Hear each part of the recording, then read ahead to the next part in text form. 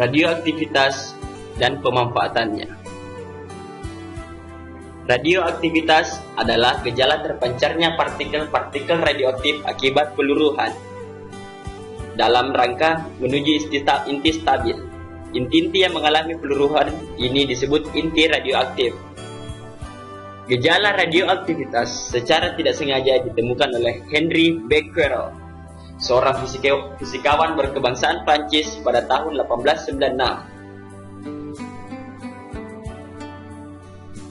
Ketika ia meletakkan plat film di sekitar uranium, plat film tersebut kemudian menjadi hitam. Gejala fosforesensi dan fluoresensi tidak dapat menjawab fenomena penyebab penghitaman plat film tersebut. Akhirnya, Becquerel berkesimpulan bahwa penyebabnya adalah sinar yang dipancarkan secara spontan oleh uranium. Sinar ini kemudian disebut sebagai sinar radioaktif. Sedangkan unsur-unsur yang memancarkan sinar radioaktif adalah unsur radioaktif. Dari hasil penelitian selanjutnya, terdapat 3 senior sinar radioaktif, yaitu sinar alfa, sinar beta, dan sinar gamma. Sinar alfa bermuatan positif, dibelokkan oleh medan listrik maupun medan magnet, dan juga memiliki daya tembus yang paling rendah dibandingkan sinar beta maupun sinar gamma. Sinar beta bermuatan negatif, dibelokkan oleh medan listrik maupun medan magnet, memiliki daya tembus yang lebih besar dari sinar alfa, tetapi di bawah sinar gamma. Sinar gamma tidak bermuatan sehingga tidak dibelokkan oleh medan listrik ataupun medan magnet.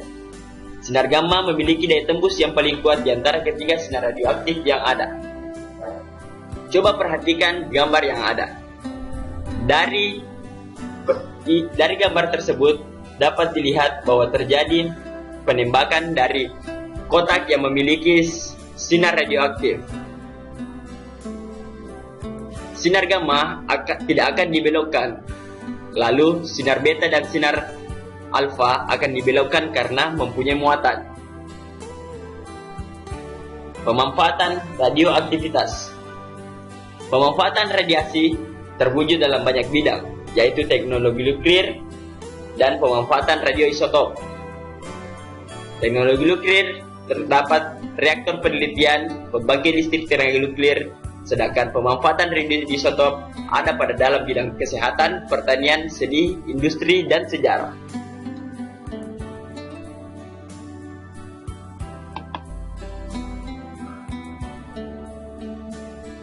Reaktor penelitian. Reaktor penelitian dirancang untuk menghasilkan neutron dan dipergunakan untuk berbagai eksperimen fisika reaktor, menghasilkan radioisotop untuk penelitian dalam berbagai bidang, untuk menguji dan mengevaluasi berbagai komponen nuklir, dan dirancang untuk reaktor daya serta untuk pendidikan dan pelatihan. Bagian-bagian dari reaktor penelitian meliputi yang pertama reaktor nuklir, yang kedua pemindah kalor, yang ketiga pompa primer dan pendingin sekunder, lalu menara pendingin.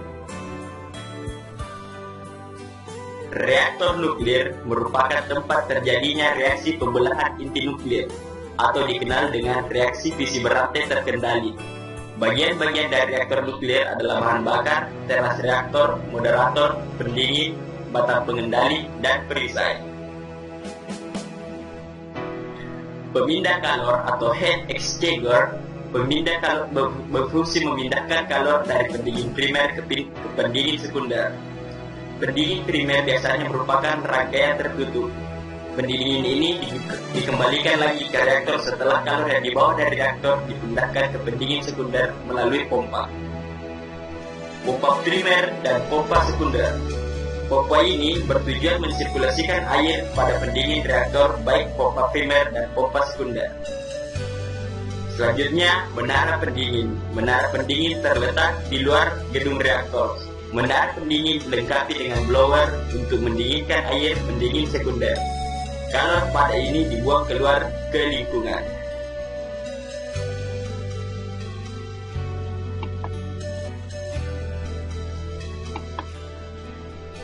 Reaktor daya atau pembangkit listrik tenaga nuklir. Tujuan utama reaktor daya adalah membangkitkan energi listrik. Di samping itu, uap air yang dihasilkan sering pula digunakan dalam perindustrian sebagai kalor proses untuk memanaskan gedung dan menawarkan air laut. Agar suatu reaktor dapat berfungsi dengan normal, terdapat 4 jenis reaktor, yaitu reaktor dengan pendingin gas, reaktor pendingin air ringan, reaktor pendingin air berat, dan reaktor pendingin logam cair. Di sini yang akan kita bahas adalah reaktor air bertekanan. Reaktor air bertekanan terdiri atas reaktor nuklir. Dalam reaktor ini, air bertekanan, air yang dihasilkan dalam batang-batang bahan bakar diangkut keluar dari teras reaktor oleh air yang terdapat di sekitarnya. Kemudian, pemberi tekanan ini memberikan tekanan agar air tidak mendidih pada suhu 100 derajat Celcius dan tekanan 1 atmosfer. Pemberi tekanan ini terus akan memberikan tekanan sebesar 160 atmosfer. Air panas yang diangkut melalui suatu alat penukar panas. Di sini kalor dari air panas dipindahkan ke air yang mengalir di sekitar alat penukar panas. Lalu setelah itu, turbin dikopel dengan suatu generator listrik. Kemudian generator tempat daya keluar listrik disalurkan menuju konsumen melalui kawat transmisi tegangan tinggi.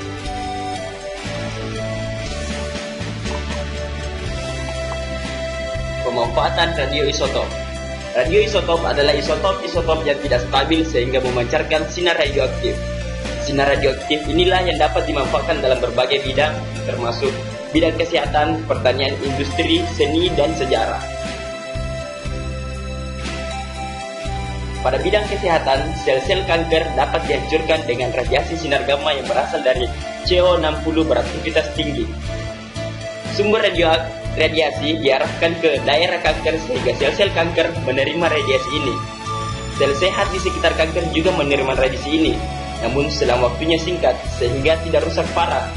Penggunaan radioisotop untuk membunuh sel kanker disebut radioterapi, seperti pada gambar di atas. Contoh lainnya adalah tumor ganas yang telah berakar dapat diterapi dengan menanamkan Ra226 atau C137 di dalam tubuh dekat tumor. Memonitor penyerapan yodium oleh kelenjar tiroid atau kelenjar gondok dengan cara menyuntikkan yodium yang radioaktif.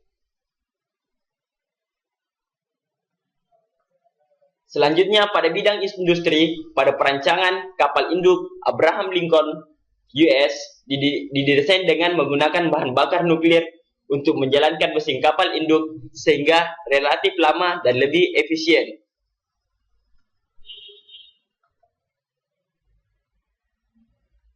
Pada bidang seni, radioisotop digunakan untuk mendeteksi pemalsuan lukisan dan keramik. Dengan menembakkan radiasi ke sebuah lukisan, bisa didapatkan proporsi unsur-unsur tertentu yang dikandung dengan jumlah sangat kecil dalam cat lukisan. Hal ini memungkinkan untuk mengidentifikasi tanggal tertentu pada cat yang digunakan di dalam lukisan. Yang terakhir, pada bidang sejarah. Pada bidang sejarah digunakan untuk menentukan umur fosil. Biasanya menggunakan karbon 14. Karena unsur ini memiliki waktu paruh 5.600 tahun dibentuk di atmosfer oleh partikel-partikel yang berenergi tinggi di luar angkasa. Tumbuhan dan binatang menyerap karbon 14 selama hidup. Karena itu persentase karbon 14 dalam tubuh mereka selalu tetap. Ketika mereka mati, persentase karbon 14 berkurang. Karena karbon 14 intinya meluru dengan memancarkan sinar beta.